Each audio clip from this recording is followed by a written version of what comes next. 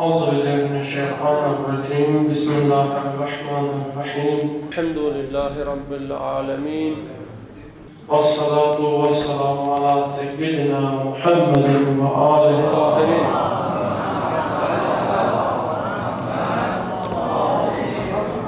لعنة الله على أعدائهم أجمعين من الآن إلى يوم الدين رب اشرح لي صدري ويسر لي أمري واحلل عقدة من لساني يفقهوا قولي.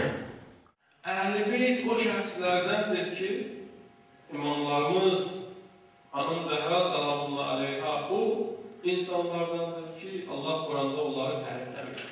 Barələrində ayələr nazil etmişdir. O ayələrdən biri barəsində inşallah danışarıq.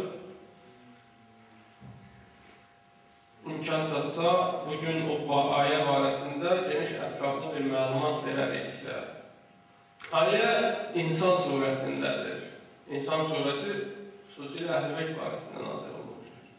Bu bəziləri deyir ki, surənin əvvəli Əhl-i Beyt barəsində nazil olunur. Və yut'imûnə t-ta'ama alə hubbihi miskinən və yetimən və asira.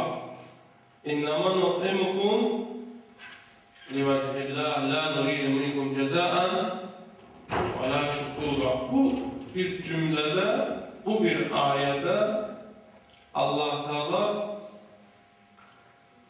ehsan vermək üçün hansı şərtlər lazımdırsa bu ayədə rəksini tapmışdır. Və bu ayədə göstərilir ki, Əhl-i Beyt ehsan verəndə